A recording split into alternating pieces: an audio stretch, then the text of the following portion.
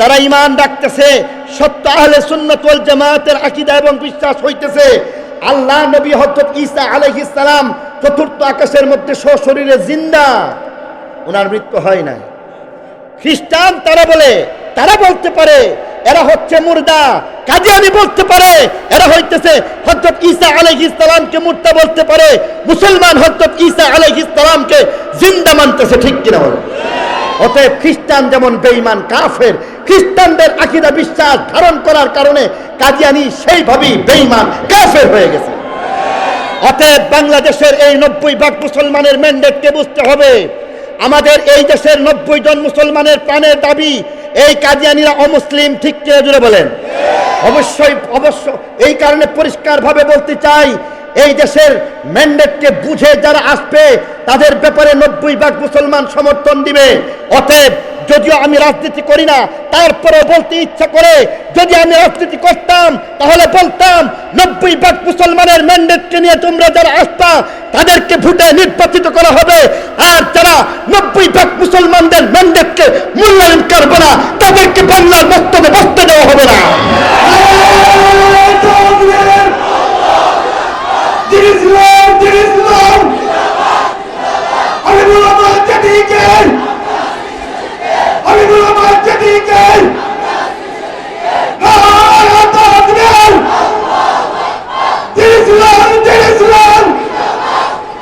মেরে মুহতারাম দোস্ত বুজুর্গ, বলতেছিলাম হযরত ঈসা আলাইহিস সালাম যে আসবেন, উনি স্বাভাবিকভাবে মৃত্যুবরণ করবেন, কিছুদিন থাকবেন কি থাকবেন না?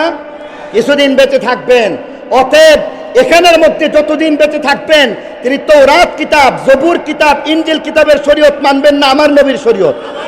হযরত ঈসা আলাইহিস সালামকে 2,24,000 নবী রাসূলগণের প্রতিনিধি বানাইছেন, তাদের পক্ষ থেকে হযরত ঈসা আলাইহিস সালাম আজকে স্বাভাবিকভাবে এই দুনিয়ার জীবনের মধ্যে নিজের জীবন কাটাইছেন কুরআনের শরীয়ত মতো।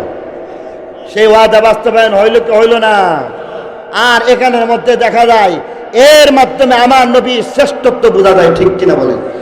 আজকে দেখা যায় অনেকে অনেক ধরনের কথাবার্তা বলে, নবীর শানে নিয়া চোখের পানি ফালাইয়া অনেক বড় বড় গজল টজল বলে, কোরআন হাদিসের আলোকে যা বলা হবে এটাই হচ্ছে সত্যিকারের আবেগ, আর সস্তা আবেগ নিয়ে নবীর শান বলার চেষ্টা করবেন না।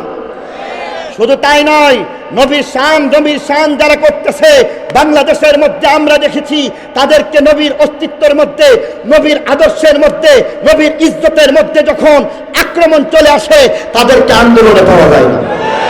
এই দেশের মধ্যে আমরা বারবার দেখেছি খতমে নবুয়তের পক্ষে আন্দোলন হয়েছে, এই দেশের মধ্যে বুকের তাজা রক্ত যারা দিয়েছিল, সত্যিকারের আশিক রাসূল উলামায়ে দেওবন্দ রক্ত দিয়েছিল, ঠিক কিনা বলেন? এই দেশের মধ্যে আমরা দেখেছি ফতোয়া রক্ষার আন্দোলন হয়েছে, ব্রাহ্মণবাড়িয়া সহ ঢাকার রাজপথ বুকের রক্ত দ্বারা যারা পিচ্ছিল করেছিল, রক্তাক্ত করেছিল, তারা হয়েছে এমন যারা এই বাংলাদেশের মধ্যে সত্যিকারের আশিক রাসূল, সত্যিকারের উলামায়ে দেওবন্দ, তারাই এই দেশের মধ্যে রক্ত দিয়েছে, ঠিক কিনা জুড়ে বলেন? শুধু তাই নয়, এই দেশের মধ্যে যখন শাপলার চত্বর রক্তাক্ত হয়েছিল তখন তথাকথিত আশিক রাসূলদেরকে পাওয়া যায় না। অতএব বলতে চাই,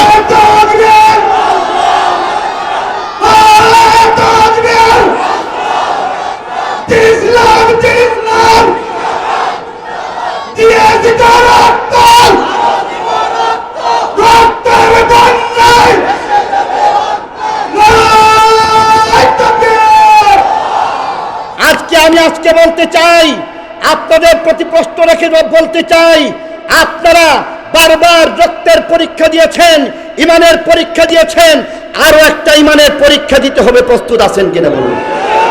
আজকে সংস্কারবাদী সরকারকে বলবো,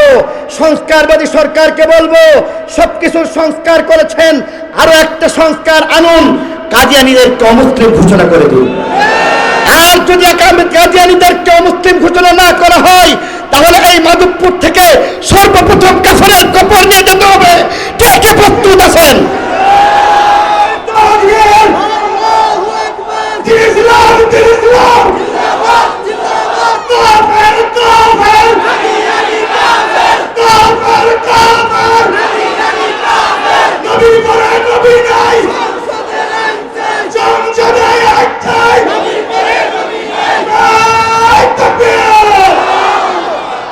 সত্যিকারের আশিকে রাসূল কারে বলে আল্লাহ রাসূল নিজে বলছেন, মান আহাব্বা সুন্নতি ফাকাদ আহাব্বানি ওয়া মান আহাব্বানি কানা মাই ফিল জান্নাহ। যে আমারে ভালোবাসে, আমার সুন্নতকে ভালোবাসে, মান আহাব্বা সুন্নতি, যে আমার সুন্নতকে ভালোবাসে সে আমাকে ভালোবাসে, ওয়া মান আহাব্বানি কানা মাই ফিল জান্নাহ, আর যে আমাকে ভালোবাসলো সে আমার সাথে জান্নাতে হয়ে যাইব। এমন নবীর প্রতি শ্রেষ্ঠ ভালোবাসা দিতে হইবে। শ্রেষ্ঠ ভালোবাসা, সন্তান, জান সবকিছুর ঊর্ধ্বে নবীর মহাব্বত রাখতে প্রস্তুত আছি। কোরআনে পাকের মধ্যে অঙ্গীকারের মজলিস দুইটা অথবা তিনটা অঙ্গীকারের মজলিসের কথা আছে। রূহের জগতে অঙ্গীকারের মজলিস দ্বিতীয় পর্যায়ে বলা যায় আজকের তেলাওয়াতকৃত আয়াতের মধ্যে যে অঙ্গীকারের মজলিসের কথা বলছেন সেটা। প্রথম উক্ত অঙ্গীকারের মজলিসকে বলা হয় মিসাক আলার রুবুবিয়্যাহ, রবকে রব হিসাবে স্বীকৃতি দেওয়ার অঙ্গীকারের মজলিস। আর দ্বিতীয় পর্যায়ের আল্লাহ তাআলা যে অঙ্গীকারের মজলিস কায়েম করেছিলেন এটা স্পেশাল একটা দল ছিল। সাগরের মধ্যে সুই ঢুকাইবেন, উঠাইবার পরে যে পরিমাণ পানি তার চাইতে আরো কম। বর্তমান বিশ্বের মধ্যে কম পক্ষে 700 কোটি মানুষ আছে, তার মধ্যে সাগরের মতো, এই সাগর থেকে পানি সামান্য আঙ্গুল দিয়ে উঠাইবার মতো এত অল্প। অথবা বলেন বাংলাদেশের 20 কোটি মানুষের মধ্যে খুব অল্প। সেই জায়গায় চিন্তা করে দেখুন, সকল মখলুকের মধ্যে আল্লাহ ছোট্ট একটা দল, এটা হিসাবের মধ্যে আসে না। সেখানে আল্লাহ রাব্বুল আলামিন অনেক যাচাই বাছাইয়ের পরে ছোট্ট একটা দলকে নির্বাচন করেছেন। 18,000 প্রকারের মখলুকের মধ্য হইতে আল্লাহ তাআলা জড় পদার্থকে বাতিল করছেন। আসমান, জমিন, পাহাড়, পর্বত এগুলি বাতিল। প্রাণীকুলের মধ্য হইতে আল্লাহ তাআলা স্বাভাবিক যত জীবজন্তু আছে এগুলিকে বাদ দিয়েছেন। আবার বাছাই করে আল্লাহ তাআলা জিন জাতি, ফেরেশতা তাদেরকেও বাদ দিয়া শুধু মানব জাতিকে নির্বাচন করছেন। এই মানব জাতির মধ্যে আল্লাহ আবার বাছাই করতে করতে অনেকগুলি বাছাইয়ের মধ্যে প্রথম ধাপে বেদিন, কাফের তাদেরকে বাতিল করছেন। মহিলা সমাজ তাদেরকে বাতিল করছেন। ইমানদার যারা আছেন তাদের মধ্যে গুনাহগার তাদেরকে বাতিল করছেন। ইমানদার, নেককার, ওলি, আবদাল, গাউস, কুতুব, আল্লাহওয়ালা পর্যায়ের যারা আছে এদেরকেও আল্লাহ বাতিল করে চূড়ান্ত পর্যায়ে 2,24,000 নবী রাসূলগণের রূহকে চূড়ান্তভাবে নির্বাচন করছেন। এরপরে তাদেরকে নিয়ে আল্লাহ তাআলা অন্যতম একটা মজলিস কায়েম করেছেন। কোথায়? মাধবপুর স্টেডিয়ামে নাকি সেই রূহের জগতে? রূহের জগতের মধ্যে। রূহের জগতের মধ্যে এই বিরাট একটা অঙ্গীকারের যে মজলিস, সেখানের মধ্যে আল্লাহ তাআলা দুনিয়া হিসাবে কিছু নিয়ম নীতির খেয়াল করছেন। মখলুককে শিক্ষা দেওয়ার জন্য, মানুষকে শিক্ষা দেওয়ার জন্য। যেমন মজলিসের স্থান লাগে, বক্তা লাগে, শ্রোতা লাগে, সভাপতি লাগে, প্রধান অতিথি লাগে। লাগে নাকি লাগে না? আল্লাহ এবার স্থান নির্ণয় করছেন রূহের জগৎ, মাধবপুর স্টেডিয়াম রূহের জগতের মধ্যে। তাহলে মজলিসটার স্থান হইতেছে রূহের জগৎ। শ্রোতা আল্লাহ তাআলা 2,24,000 নবী রাসূলগণের রূহকে শ্রোতা বানাইছেন। সভাপতি লাগে, আল্লাহ বলতেছেন সভাপতি আমি আল্লাহ নিজে। আরো জোরে কোন? সভাপতি আল্লাহ নিজে। প্রধান অতিথি লাগেনি, আল্লাহ বলতেছেন প্রধান অতিথি হইলেন শেষ নবী, বিশ্ব নবী। আরো জোরে কোন?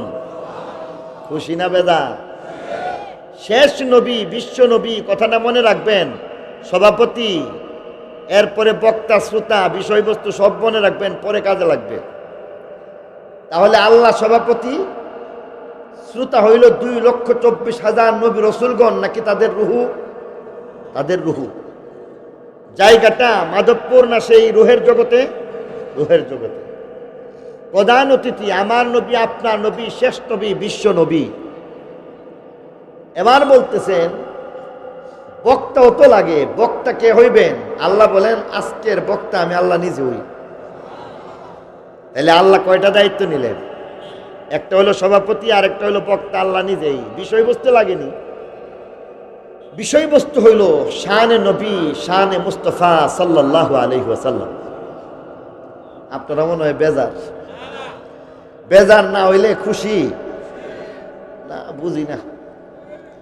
এই স্টেডিয়ামের মধ্যে একটা ছক্কা মারলে যে আনন্দ আর উচ্ছ্বাস, স্বয়ং আল্লাহ আমার নবীকে প্রধান মেহমান বানাইয়া নবীর শান বলবে, এরপরও ছক্কার মতো আওয়াজ হইব, দূরে থাক, আওয়াজই নাই। নবীর শান কে বর্ণনা করতেছেন? স্বয়ং আল্লাহ নবীর শান বলে। তাহলে আবার বলি, সভাপতি, প্রধান অতিথি, শেষ নবী, বিশ্ব নবী, ঠিক কিনা বলেন? শ্রোতা 2,24,000 নবী নাকি তাদের রুহু? তাদের রুহু। বিষয়বস্তু বক্তা আল্লাহ নিজে হইয়া বিষয়বস্তু বর্ণনা করেছেন শানে নবী, অর্থাৎ আমার নবী, আপনার নবীর শান, মান, মর্যাদা, শানে মুস্তাফা সাল্লাল্লাহু আলাইহি ওয়াসাল্লাম। এবার বলি সুবহানাল্লাহ, আওয়াজ দিয়া বলি আলহামদুলিল্লাহ, আল্লাহু আকবার।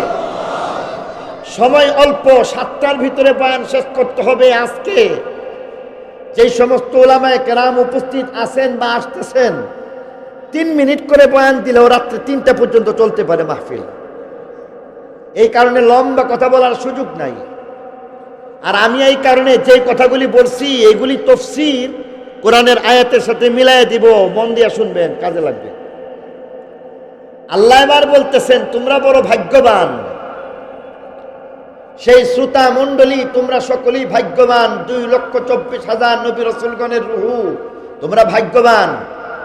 কারণ হইল আমি আল্লাহ তাআলা তোমাদেরকে নবী এবং রসুল বানাইবার জন্য আজকে রূহের জগতের মধ্যে তোমাদেরকে একত্রিত করছি। তোমরা প্রত্যেকেই নবী এবং রসুল হইয়া যাইবা। কেউ হয়তো স্বতন্ত্র শরীয়ত সম্বলিত রসুল হইবা, না হয় কেহ হিকমতের নবী হইবা, শুধু নবী।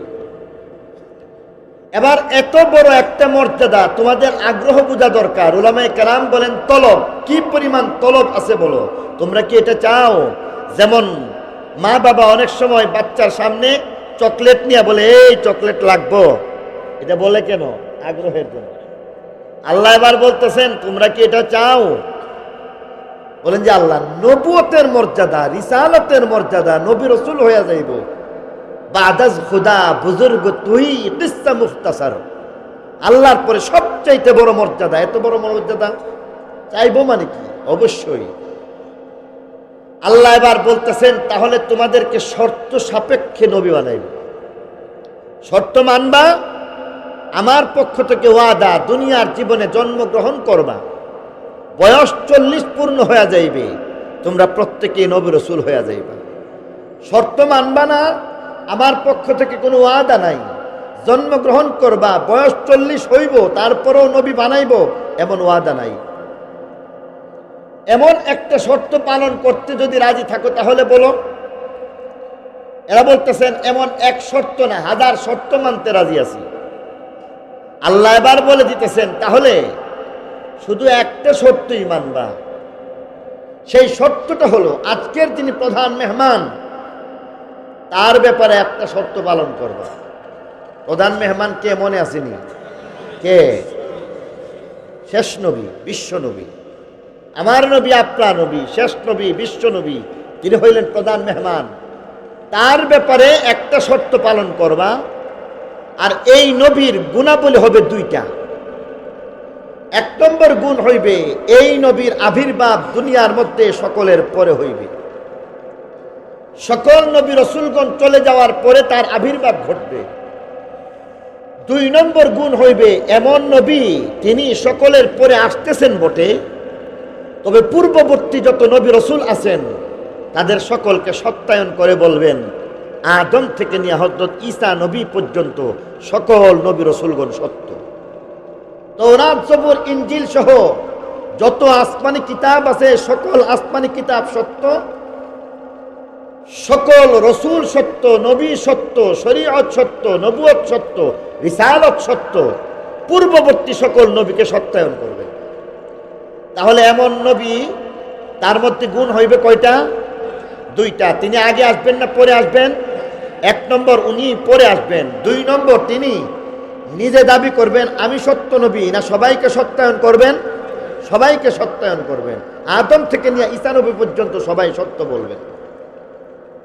এবার বলতেছেন এমন নবীর ব্যাপারে তোমাদের যে সত্যটা পালন করতে হবে সেটা হলো এই, উনাকে যদি তোমরা পাও তাহলে তোমরা নবী হওয়া সত্য তোমাদের নবী হয়ে যাইবেন, তোমরা তার উম্মতি হয়ে যাইবেন। সুবহানাল্লাহ কইতেন না? কত বড় শর্ত লাগাইছে বুঝছেন?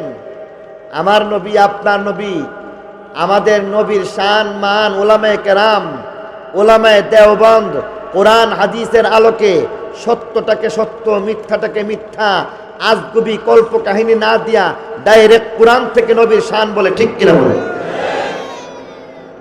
উলামায়ে কেরাম, উলামায়ে দেওবন্দ তো এটাই, যারা কোরআন হাদিসের ভিত্তিতে নবীর শান বলে। এবার শুনেন নবীর শান। এবার বলে দিতেছে শর্ত হইল এই নবীকে তোমরা যদি পাও, তোমরা নবী রসুল হওয়া সত্য, তিনি তোমাদের নবী, আর তোমরা হয়ে যাবে উম্মতি। মানো কিনা বলো? বলে মানলে কি হবে?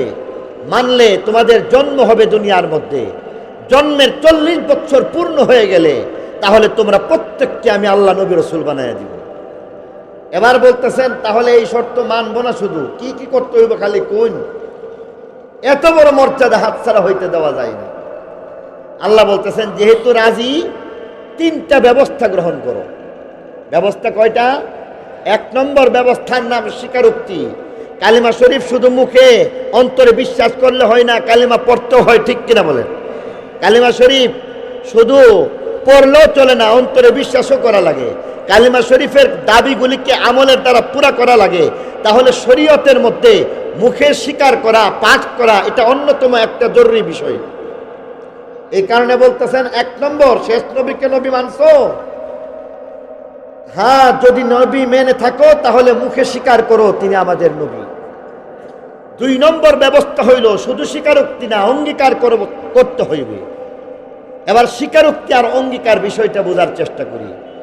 আদালতে যখন সাক্ষ্য দিতে যাই, পেশকার সাক্ষীকে পড়াইয়া দিতেছে আর বলো আমার সাথে সাথে, যাহা বলিব সত্য বলিব, সত্য বই মিথ্যা বলিব না। বলে নাকি বলে না? বলে। এটা ছাড়া আদালতে সাক্ষী দেওয়া যায় না। যাহা বলিব সত্য বলিব তার নাম স্বীকারোক্তি, সত্য বই মিথ্যা বলিব না তার নাম অঙ্গীকার। আল্লাহ বলতেছেন শেষ নবীকে নবী মানছো? হ্যাঁ, যদি মেনেই থাকো তাহলে মুখে কালিমা পড়ার মতো স্বীকারোক্তি দিয়া শেষ নবীকে নবী মানো। 2 নম্বর ব্যবস্থা হইতেছে শুধু স্বীকারোক্তি দিলে হইবে না, অঙ্গীকারাবদ্ধ হয়ে বলবা। অর্থাৎ একদিক থেকে তুমি যেমন বলবা তিনি আমার নবী, আবার অঙ্গীকার করে বলবা তার উপস্থিতিতে আমাদের নবুয়ত রিসালত চলবে না, তার কোরআন থাকলে আমাদের আসমানি কিতাব চলবে না, তার নবুয়ত রিসালত থাকলে আমাদের নবুয়ত রিসালত চলবে না, শেষ নবীর শরীয়ত থাকলে আমাদের শরীয়ত চলবে না। তাহলে একদিক থেকে নবীকে নবী হিসাবে মানলো, আরেক দিক থেকে অঙ্গীকার করলো ওনার উপস্থিতিতে তার নবুয়ত রিসালত চলবে না। এই 2টা ব্যবস্থা গেছে। ব্যবস্থা কয়টা? এই মেয়ে বুঝলে গেছেন কে? আল্লাহ কুদরতিভাবে ব্যবস্থা কয়টা নিছিলেন? 3টা নিছিলেন, 2টা গেছে, আর একটা বাকি আছে। এই 2টা ব্যবস্থা যখন কমপ্লিট হয়ে গেছে, সবাই যখন স্বীকার করে নিল, শেষ নবীকে মেনে নিল, অঙ্গীকারাবদ্ধ হয়ে গেল, আল্লাহ বলতেছেন এত বড় ঐতিহাসিক একটা ঘটনার সাক্ষী লাগবে। এই সব কিছু এই জন্য যে দুনিয়ার মধ্যে যেহেতু ওনারা প্রত্যেকেই নবী এবং রসুল, প্রত্যেকেই উম্মতের কান্ডারি হয়ে থাকবেন, অতএব কারণে উম্মতকে কিভাবে পরিচালনা করতে হবে দুনিয়ার দস্তুর শিখাইয়া দিতেছে। সাবধান, সাক্ষী ছাড়া কিন্তু জানলেও রায় দিও না। বর্তমানে হাকিমরাও জানে, জানার পরও সাক্ষী ছাড়া রায় দিবে না, এটা দুনিয়া। এত বড় ঐতিহাসিক ঘটনা যেখানের মধ্যে আদম থেকে নিয়ে হযরত ঈসা নবী পর্যন্ত প্রত্যেকেই বলেছেন শেষ নবীকে পাইলে তিনি আমাদের নবী হয়ে যাইবেন, আমরা নবী হওয়ার পরও আমরা তার উম্মতি হয়ে যাইব। এত বড় কথার একটা সাক্ষ্য অবশ্যই লাগবে। আল্লাহ বলতেছেন সাক্ষী কতজন হবে? 2,24,000 রূহ। কতজন? একটু সুবহানাল্লাহ বলতেন না? যে মামলা বেশি গুরুত্বপূর্ণ তার সাক্ষী বেশি লাগে, আর যেই মামলা এত বেশি গুরুত্বপূর্ণ না, কথাবার্তা বলে মিলাই দিতেছে, কোনো সমস্যা নাই, কিন্তু পিলখানার মতো বিরাট একটা ঘটনা ঘটছে, মাত্র 2-4 জনের সাক্ষী দিয়েই কি রায় দেওয়া সম্ভব? হাজার হাজার সাক্ষী যেমন লাগে, ঠিক বলতেছে আদম থেকে নিয়ে ঈসা নবী পর্যন্ত সকল নবী রাসূলগণ তোমরা আমার নবীকে নবী মানছো। এত বড় ঐতিহাসিক একটা ঘটনার সাক্ষী সাধারণ হইলে চলবে না। 2,24,000 সাক্ষী আল্লাহ সাথে বলতেছেন আমি নিজেও একজন সাক্ষী। মোটামুটি ভালোভাবে বাইন্দা বুন্দা লইছেন, এরপরে বলতেছেন তাহলে কি হয়ে গেল? মজলিস কমপ্লিট হয়ে গেল। সকল নবী রাসূলগণ বললেন শেষ নবীকে পাইলে তিনি নবী, আমরা হয়ে যাইব উম্মতি। অঙ্গীকারাবদ্ধ হয়ে বললেন শেষ নবীর নবুয়ত রিসালত থাকলে আমাদের নবুয়ত রিসালত ক্যান্সেল হবে, আমরা হয়ে যাইব উম্মতি। এই কথাটাকে যখন কমপ্লিট করছেন আল্লাহ বলতেছেন তাহলে যাও, আমার পক্ষ থেকে ওয়াদা, জন্মগ্রহণ করবা, জন্মের 40 বছর পূর্ণ হয়ে গেলে তখন তোমরা প্রত্যেকেই নবী এবং রসুল হয়ে যাইবা। আদম থেকে নিয়ে ঈসা নবী পর্যন্ত সকলের ব্যাপারে আল্লাহ সেই রূহের জগতের মধ্যে আশ্বাস দিয়েছেন। এবার বলুন তো দেখি, 1 নম্বর, রূহের জগতের মধ্যে 1,24,000 নবী ছিলেন নাকি তাদের রূহ? 2 নম্বর আরেকটা প্রশ্নের উত্তর আপনাদেরকে দিতে হইবে, দেখি আপনারা কতটুকু বুঝতেছেন। বলুন তো দেখি, আদম থেকে নিয়ে ঈসা নবী পর্যন্ত 2,24,000 নবী রাসূলগণের রূহ, যারা কিনা রূহের জগতে আল্লাহর কনফারেন্সের মধ্যে ছিলেন, সেখানের মধ্যে তারা কি নবী হইছেন না নবী হওয়ার আশ্বাস পাইছেন? দুনিয়াতে আসলে ওনারা নবী হইবেন, কথা না মনে রাখেন। এবার আসেন আয়াতের সাথে মিলাইয়া দিয়ে আল্লাহ বলেন وَإِذْ أَخَذَ اللَّهُ مِيثَاقَ النَّبِيِّينَ لَمَا آتَيْتُكُم مِّن كِتَابٍ وَحِكْمَةٍ ثُمَّ جَاءَكُمْ رَسُولٌ مُصَدِّقٌ لِّمَا مَعَكُمْ لَتُؤْمِنُنَّ بِهِ وَلَتَنصُرُنَّهُ قال أأقررتم وأخذتم على ذلكم إصري قالوا أقررنا قال فاشهدوا وأنا معكم من الشاهدين। আল্লাহ বলেন স্মরণ করো যখন মহান আল্লাহ নবীগণ থেকে অঙ্গীকার নিলেন। কোন জায়গায়? মাধবপুর নাকি রূহের জগতে? রূহের জগতের মধ্যে যখন নবীগণ থেকে মহান আল্লাহ অঙ্গীকার গ্রহণ করলেন। কোন মর্মে অঙ্গীকার গ্রহণ করলেন? আমার আল্লাহ বলেন লামা আতাইতুকুম মিন কিতাবিন, আমি তোমাদেরকে কিতাব দিয়া শরীয়তের রাসূল বানায় দিব। ওয়া হিকমাতিন, অথবা তোমাদেরকে হিকমতের নবী এবং রাসূল বানায় দিব। এত বড় মর্যাদা তোমরা চাও কি চাও না বলো? সবাই রাজি হয়ে যায় আর বলেন অবশ্যই চাই। আমার আল্লাহ বলেন শর্ত সাপেক্ষে তোমাদেরকে নবী রাসূল বানাইব, নিঃশর্তভাবে তোমাদেরকে নবী রাসূল বানাইব না। শর্তটা কি? আমার আল্লাহ বলেন সুম্মা জাআকুম রাসূলুন, সুম্মা মানে পরে, পরে এমন এক নবীর আবির্ভাব ঘটে। অর্থাৎ এই নবীর 1 নম্বর গুণ হইবে তিনি আগে আসবেন না পরে? পরে।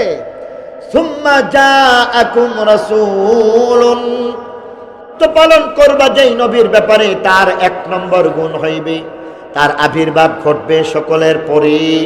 2 নম্বর গুণ হইবে মুসাদ্দিকুল লিমা মাআকুম, তোমাদের কাছে যা কিছু আছে নবুয়ত, রিসালত, শরীয়ত, আসমানি কিতাব সবকিছু সত্য। এই কথা তিনি সত্যায়ন করে বলবেন হযরত ঈসা নবী থেকে হযরত আদম নবী পর্যন্ত সকলেই ছিলেন সত্য। তার ব্যাপারে তোমরা একটা শর্ত পালন করতে পারো কিনা বলে দাও। সকলে এবার রাজি হয়ে যায়। আমার আল্লাহ কোরআনের ভাষায় বলতেছেন কালা আকরারতুম, রাজি হইলে চলবে না, বরং স্বীকারোক্তি। তিনটা ব্যবস্থার এক নম্বর ব্যবস্থা কালা আকরারতুম, এক নম্বর ব্যবস্থা মুখে মুখে স্বীকার করে বলবা সত্য নবী আমার নবী। দুই নম্বর ব্যবস্থা আমার আল্লাহ বলেন ওয়া আখাযতুম আলা যালিকুম ইসরি, মজবুত একটা অঙ্গীকার গ্রহণ করতে পারো কিনা। অর্থাৎ তিনি থাকলে আমাদের নবুয়ত চলবে না, আমাদের আসমানি কিতাব চলবে না, নবুয়ত রিসালাত কোনোটাই চলবে না, এমন একটা অঙ্গীকার করতে হবে। দুইটা ব্যবস্থার ব্যাপারে আমার আল্লাহ বলেন সেদিন তো তারা সকলেই বলেছিল কালু আকরারনা, আদম থেকে নিয়ে হযরত ঈসা নবী পর্যন্ত সকল নবী রাসূলগণ বললেন আকরারনা, স্বীকার করে নিলাম, মেনে নিলাম। অর্থাৎ শেষ নবী আমার নবী, অঙ্গীকারাবদ্ধ হয়ে বললাম শেষ নবীর উপস্থিতিতে আমাদের নবুয়ত চলবে না। আল্লাহ বলেন ঐতিহাসিক এত বড় ঘটনার জন্য সাক্ষী হয়ে দাও। কালা ফাশহাদু, তোমরা সকলেই সাক্ষী হয়ে দাও। ওয়া আনা মাআকুম মিনাশ শাহিদিন, আমি আল্লাহর সাথে সাথে তোমাদের সাথে একজন সাক্ষী হয়ে গেলাম। অর্থাৎ আদম শেষ নবীকে নবী হিসাবে স্বীকার করে নিয়েছো, সাক্ষী 2,24,000। নূহ নবী শেষ নবীকে নবী মেনে নিয়েছো, সাক্ষী 2,24,000। অতএব 1,24,000 মতান্তরে 2,24,000 নবী এবং রসুল সকলেই সেদিন মানল আমার নবীকে পাইলে তিনি হইবেন নবী, তারা হয়ে যাইবে উম্মতি। বুঝে থাকলে বলুন তো দেখি, শর্ত মানলে তিনি নবী, শর্ত না মানলে কেউ নবী হইবনি। আদম নবী হইতে পারেন? পারেন না। এবার নবী শান দেখেন, আল্লাহ হাতে কলমে কি দিছেন, সুবহানাল্লাহ। বেশ কয়েকটা বিষয় এখানের মধ্যে আসলো। এক নম্বর যে বিষয়টা হচ্ছে যত নবী এবং রাসূল আছেন আদম থেকে হযরত ঈসা নবী পর্যন্ত যত নবী আছেন তারা শর্ত সাপেক্ষে নবী। আদম শর্ত সাপেক্ষে নবী, নূহ শর্ত সাপেক্ষে নবী, ইব্রাহিম ইসমাঈল শর্ত সাপেক্ষে নবী, ইউসুফ ইয়াকুব শর্ত সাপেক্ষে নবী, মূসা ঈসা শর্ত সাপেক্ষে নবী, 1,24,000 শর্ত সাপেক্ষে নবী, 2,24,000 শর্ত সাপেক্ষে নবী। আর যদি শর্ত পালন না করে তাহলে আদম নবী হইতে পারেন না, 1,24,000 নবী হইতে পারে না, 2,24,000 নবী হইতে পারে না। ঠিক কিনা বলেন? পক্ষান্তরে নবীর শান, আমার নবী নিঃশর্ত নবী। সুবহানাল্লাহ কোয়েন না আপনারা? আদম শর্ত না মানলে নবী হয় না, আমার নবী শর্ত না মানলেও নবী হয়ে যায়। ঠিক কিনা বলেন? আমার নবীকে কোনো শর্ত দেওয়া হয়েছে? মূসাকে শর্ত দেওয়া হয়েছে, আমার নবীকে শর্ত দেওয়া হয় নাই। সকল নবীকে শর্ত পালন করতে বাধ্য করা হয়েছে, আমার নবীকে কোনো শর্ত পালন করতে বাধ্য করা হয় নাই। অতএব আমার নবীর মর্যাদার সম্মান হচ্ছে তিনি নিঃশর্ত নবী। দুই নম্বর আরেকটা কথা বলতে হবে, আমার নবীকে আল্লাহ রাব্বুল আলামিন কেমন মর্যাদা দিয়েছেন আর অন্য নবীর মর্যাদা দেখেন। মনে আসেনি হযরত আদম থেকে নিয়ে হযরত ঈসা আলাইহিস সালাম পর্যন্ত যত নবী এবং রাসূল ওনারা সকলেই সেখানে নবী হয়ে গেছেন না আশ্বাস পাইছেন? পক্ষান্তরে আমার নবী, আপনার নবী প্রধান মেহমান বানাইছেন আমার আল্লাহ, আর তিনি সেখানের মধ্যে বলছেন আমার নবী শেষ নবী, শ্রেষ্ঠ নবী, ওনাকে আমি আল্লাহ প্রধান মেহমান বানাইছি। অর্থাৎ শেষ নবীকে রূহের জগতের মধ্যে আল্লাহ মেহমান বানায় পাঠাইছেন। আর এই কারণে আল্লাহ নবী এক হাদিসের মধ্যে ফরমান আনা নবিয়্যুন ওয়া আদামু বাইনাল মাই ওয়াত তিন, আমি এমন সময়ে নবী হয়ে গেছি যখন আদমের কোনো অস্তিত্ব ছিল না। অর্থাৎ রূহের জগতের মধ্যে আদম থেকে ঈসা নবী পর্যন্ত যাদের কোনো অস্তিত্ব ছিল না, কেবল আশ্বাস আর আশ্বাস দেওয়া হয়েছিল, সেখানের মধ্যে আমার নবী, আপনার নবীকে সেই রূহের জগতের মধ্যেই নবী বানায় প্রধান মেহমান বানায় সম্মানিত করছে।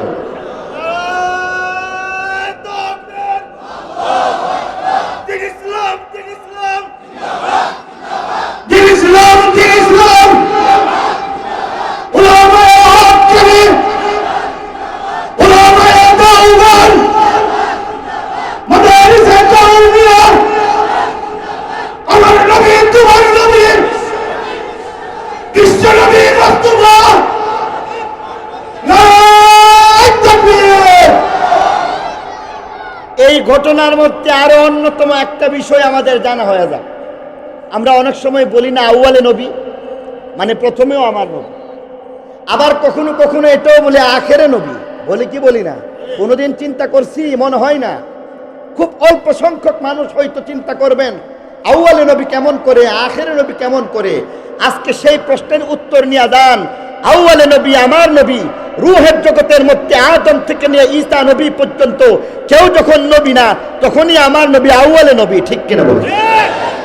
আবার দুনিয়ার মধ্যে আবির্ভাবের দিক থেকে তিনি সকলের আগে না পরে, তিনি হইলেন আখেরে নবী। এই হচ্ছে আউয়ালে নবী। রূহের জগতের মধ্যে সকল নবীদের আগেই তিনি নবী, আউয়ালে নবী। দুনিয়ার জীবনের মধ্যে আখেরে নবী, অর্থাৎ তারপরে আর কোনো নবী নাই। এই হচ্ছে আখেরে নবী। এখানে অনেক লম্বা কথা আছে, সেই কথা বলার সুযোগ নাই। বরং একটা প্রশ্ন আর আপত্তি, এর উত্তরও দেওয়া লাগবে। আবার 7টার ভিতরে বয়ান শেষ করার কথা আছে। প্রশ্ন হইতেছে, সত্যটা কি ছিল মনে আসেনি আপনাদের? সত্যটা ছিল এমন, শেষ নবীকে যদি পায় তাহলে তারা সকলেই উম্মত হয়ে যাইবেন, ঠিক কিনা বলেন? এটাই তো সত্য ছিল। আচ্ছা এখন বলুন তো দেখি, আমাদের নবী সকলের আগে আসবেন না পরে আসবেন? সকলের পরেই যদি আসেন তাহলে আদমের সাথে তো মনে হয় আল্লাহর নবী সবসময় দুস্তি আর বিকালবেলা একসাথে বসে বসে চা খাইতেন। কেন? কারণ আদম নবী ওনার ইন্তেকালের অনেক হাজার হাজার বছর পরে আমাদের নবী দুনিয়াতে জন্মগ্রহণ করছেন, ঠিক কিনা বলেন? তাহলে এখানে প্রশ্ন হইতেছে, ঈসা নবীর সাথে তো মনে হয় শেষ নবীর সবসময় দেখা সাক্ষাৎ হয়েছে। দেখা সাক্ষাৎ হওয়ার কোনো ব্যবস্থা আছে? কারণ ঈসা নবীর কম পক্ষে 5.5 শতাধিক বছর পরে আল্লাহ নবীর দুনিয়াতে আবির্ভাব ঘটলো, জন্মগ্রহণ করলেন। অতএব আমাদের নবীর সাথে কোনো নবীর দুনিয়াতে সাক্ষাতের কোনো ব্যবস্থা আছে? না থাকলে আল্লাহ এই শর্তটা দিলেন কেন? তার অর্থ তো দাঁড়াইতেছে শেষ নবীকে কোনো নবী আর পাওয়ারও লাগবে না, আর এ নয়কে নবীও মানা লাগবে না, ঠিক কিনা বলেন? কারণ সত্য কি হয়েছে, পাইলে তিনি নবী, না পাইলে নাই। তাহলে এখানের মধ্যে যেহেতু এত বড় একটা বিরাট ঘটনা ঘটাইলো, আল্লাহ এমন একটা সত্য দিলেন যেই সত্যটা দুনিয়ার মধ্যে বাস্তবায়নের কোনো ব্যবস্থাই নাই। প্রশ্ন আসে কি আসে না? আমার প্রশ্নটা কি আপনারা বুঝছেন? এবার তার উত্তর দরকার আছে না নাই? এর উত্তর তিনটা, ছোট্ট ছোট্ট ভাবে তিনটা প্রশ্নের এই 3 ভাবে দেওয়া হইবে। 1 নম্বর উত্তর জেনারেল, সেটা হচ্ছে আমার নবী, আপনার নবী, শ্রেষ্ঠ নবী, তার মর্যাদা দেওয়া হয়েছে। অর্থাৎ তোমরা পাইলে এমন একটা ব্যবস্থা রাখা হয়েছে, পাইলে নবী, না পাইলে সমস্যা নাই। যেমন ভাবে দেখুন, মানুষ যখন লেনদেন করে তখন ব্ল্যাঙ্ক চেক দেয়া যে সাইন করে দেয় কি দেয় না? দিয়ে দিছে কেন? এটা একটা নিয়ম, যদি টাকা পয়সা আর কোনো একটা পেসপুস লাগে তখন এটা দিয়ে তোমারে ধরুন, ঠিক কিনা? এই ব্ল্যাঙ্ক চেক কিন্তু অর্থাৎ নগদ টাকা দিয়ে দিলে আবার ফেরত পায়, ঠিক কিনা বলেন? ঠিক তেমনি ভাবে আমার নবী, আপনার নবী, শ্রেষ্ঠ নবীকে আল্লাহ রাব্বুল আলামিন নিঃশর্ত নবী বানায় দিয়েছেন, আর উনাদেরকে সত্য সাপেক্ষে নবী বানাইছেন। বলতেছেন এই সত্য মানলেই তোমরা নবী হইবা, যদিও তোমরা তাকে না পাও তাতে কোনো অসুবিধা নাই। মর্যাদা তো কমসে কম ব্যবহার করা হয়েছে, দেওয়া হয়েছে, ঠিক কিনা বলেন? 1 নম্বর মর্যাদা দেওয়া হয়েছে।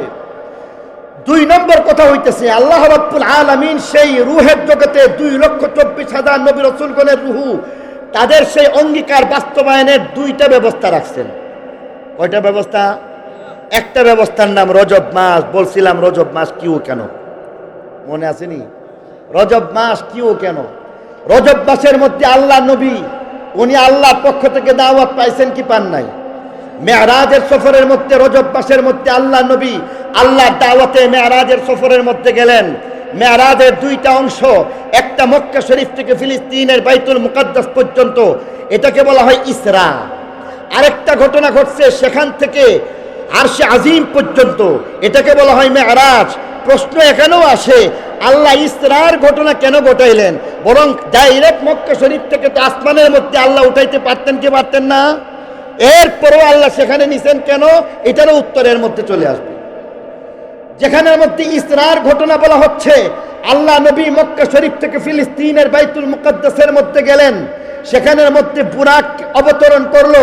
বুরাক অবতরণ করার পরে হযরত জিবরাইল আমিন পাথরের মধ্যে খুঁচা দিয়ে ছিদ্র করছেন। আল্লাহ নবী নামছেন, আর বুরাক থেকে এখানে জিবরাইল আমিন বেঁধে রাখলেন। নবীজি এবার বাইতুল মুকাদ্দাসের মধ্যে প্রবেশ করলেন। নবীজি সেখানে প্রবেশ করার পরে দেখতেছেন কে যেন সেখানের মধ্যে আযান দিতেছে, কে যেন একজন একামত দিতেছে। হাজার হাজার মানুষ, লাখ লাখ মানুষ কাতার বন্দী হয়ে দাঁড়ায় গেছে।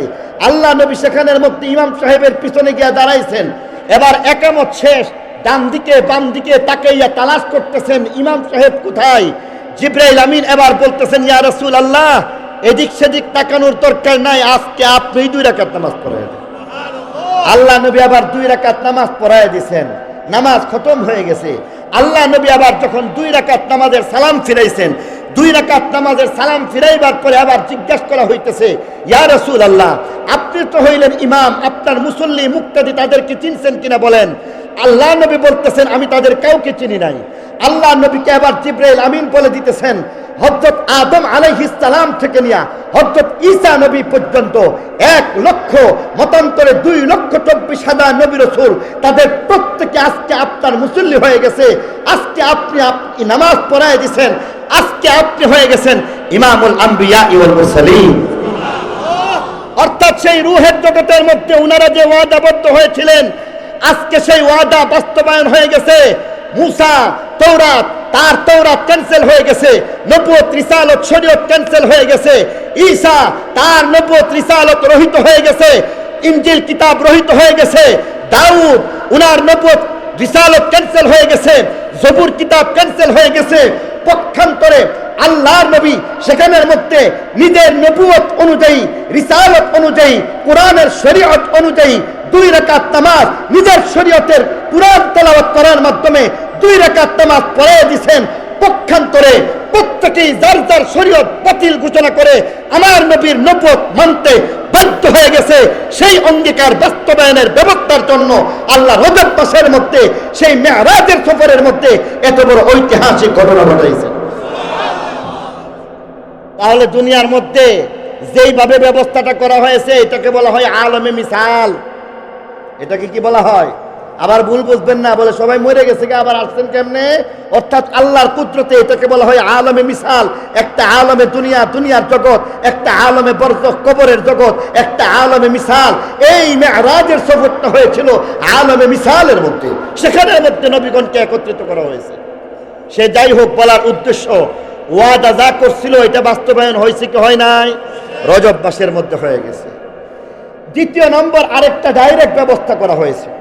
সেই ব্যবস্থাটা হইতেছে হযরত ঈসা আলাইহিস সালাম। হযরত ঈসা আলাইহিস সালাম আল্লাহর নবী, আল্লাহর নবী।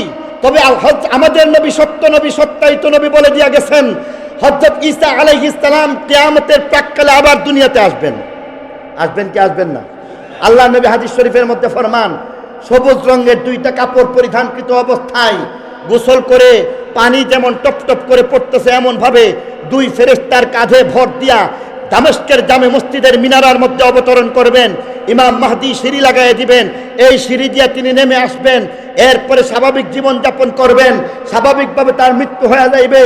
আর বলা হইতেছে এর পরের অবস্থা হইতেছে তিনি তার কবরটা হয়ে যাইব সেই মক্কা শরীফের, মদিনা শরীফের রোজে পাকের পার্শ্বের যে খালি জায়গা, সেখানে তার কবর হবে। ঠিক কিনা বলেন? কিন্তু এখানের মধ্যে আমাকে আপনাকে মানতে হবে। বলুন তো দেখি, হযরত ঈসা নবী বর্তমানে জিন্দা না মুর্দা? কথা কয় না, আরো জোরে বলতে হবে, জিন্দা না মুর্দা?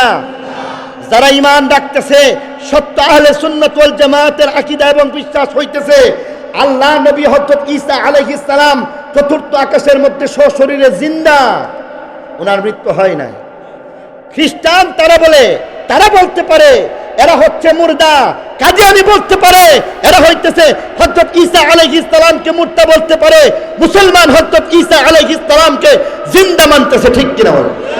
অতএব খ্রিস্টান যেমন বেঈমান কাফের, খ্রিস্টানদের আকীদা বিশ্বাস ধারণ করার কারণে কাদিয়ানী সেইভাবেই বেঈমান কাফের হয়ে গেছে। অতএব বাংলাদেশের এই 90% মুসলমানের ম্যান্ডেটকে বুঝতে হবে। আমাদের এই দেশের 90 জন মুসলমানের প্রাণের দাবি, এই কাদিয়ানীরা অমুসলিম। ঠিক কিনা জুড়ে বলেন? অবশ্যই অবশ্য।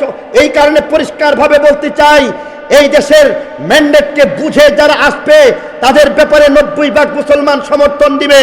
অতএব যদিও আমি রাজনীতি করি না, তারপরেও বলতে ইচ্ছা করে, যদি আমি রাজনীতি করতাম তাহলে বলতাম 90% মুসলমানের ম্যান্ডেটকে নিয়ে তোমরা যারা আসতা তাদেরকে ভোটে নির্বাচিত করা হবে, আর যারা 90% মুসলমানদের ম্যান্ডেটকে মূল্যায়ন করবে না তাদেরকে বাংলার বক্তব্যে বসতে দেওয়া হবে না।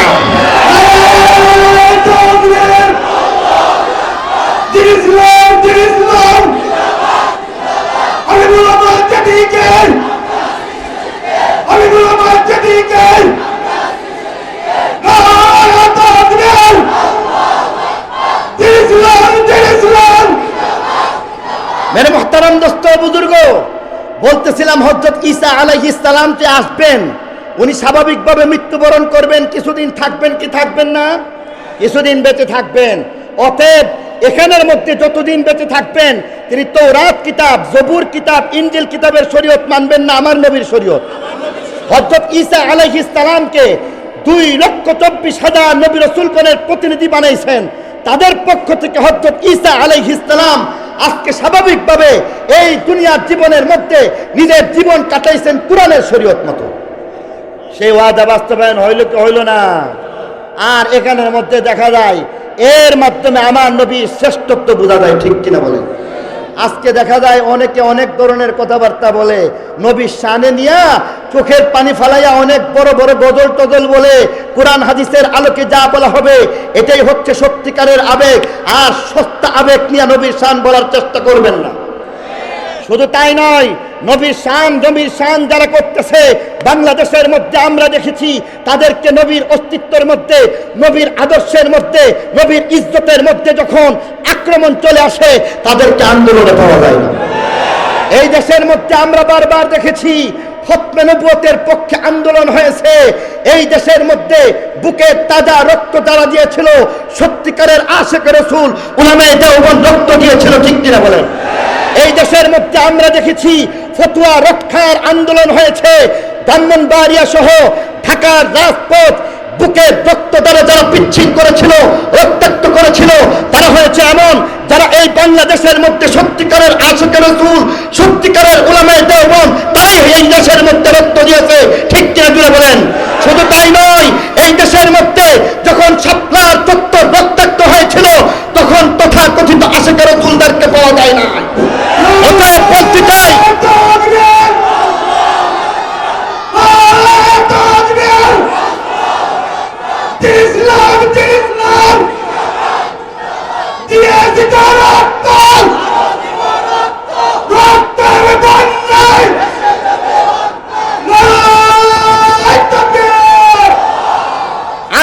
আজকে বলতে চাই, আপনাদের প্রতি প্রশ্ন রেখে বলতে চাই, আপনারা বারবার রক্তের পরীক্ষা দিয়েছেন, ইমানের পরীক্ষা দিয়েছেন, আরো একটা ইমানের পরীক্ষা দিতে হবে, প্রস্তুত আছেন কিনা বলুন? আজকে সংস্কারবাদী সরকারকে বলবো, সবকিছুর সংস্কার করেছেন, আরো একটা সংস্কার আনুন, কাদিয়ানীদেরকে অমুসলিম ঘোষণা করে দিন। আর যদি কাদিয়ানীদেরকে অমুসলিম ঘোষণা না করা হয় তাহলে এই মাধবপুর থেকে সর্বপ্রথম কাফেরের কবর নিয়ে যেতে হবে। কে কে প্রস্তুত আছেন?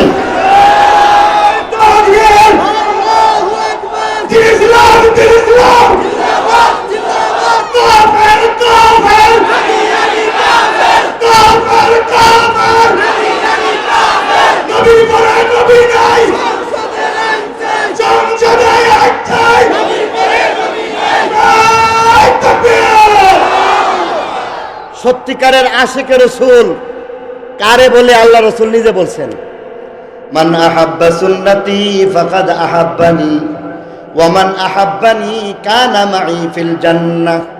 যে আমারে ভালোবাসে, আমার সুন্নতকে ভালোবাসে, মান আহাব্বা সুন্নতি, যে আমার সুন্নতকে ভালোবাসে সে আমাকে ভালোবাসে, ওয়া মান আহাব্বানি কানা মাই ফিল জান্নাহ, আর যে আমাকে ভালোবাসলো সে আমার সাথে জান্নাতে হয়ে যাইব। এমন নবীর প্রতি শ্রেষ্ঠ ভালোবাসা দিতে হইবে। শ্রেষ্ঠ ভালোবাসা, সন্তান, জান সবকিছুর উঠতে নবীর মহাব্বত রাখতে প্রস্তুত আছি। তাহলে নবীর আশেক যদি হয়ে থাকি, মা বাবা শেষ কথা বলে দিয়ে গেছেন, শেষ কথার যদি আমরা খেয়াল করে থাকি, নবীর শেষ কথাটা মানতে রাজি আছি তো ইনশাআল্লাহ? আচ্ছা ওলামায়ে কেরাম বলার দরকার নাই, আপনারা বলুন তো দেখি নবীর শেষ কথা কি ছিল বলেন? মিলাদ শরীফ। নবীর শেষ কথা ছিল কিয়াম শরীফ। নবীজির শেষ কথা ছিল যাকাত। নবীজির শেষ কথা ছিল হজ করবা, নাকি নবীজির শেষ কথা ছিল নামাজ? নামাজ নাই, তুমি কোন জাতের আশিক রাসূল হয়েছো? অতএব সাবধান, সত্যিকারের আশিক রাসূল হওয়ার জন্য আমরা সকলেই প্রস্তুত। নামাজ ছাড়বো না, নবীর শেষ কথা কোনোদিন জীবন দিয়ে হইলেও বাস্তবায়ন করবো। রাজি আছি তো ইনশাআল্লাহ? সুবহান রাব্বিকা রাব্বিল ইজ্জাতি আম্মা ইয়াসিফুন ওয়া সালামুন আলাল মুরসালিন ওয়ালহামদুলিল্লাহি রাব্বিল আলামিন। আসসালামু আলাইকুম ওয়া রাহমাতুল্লাহি ওয়া বারাকাতুহু।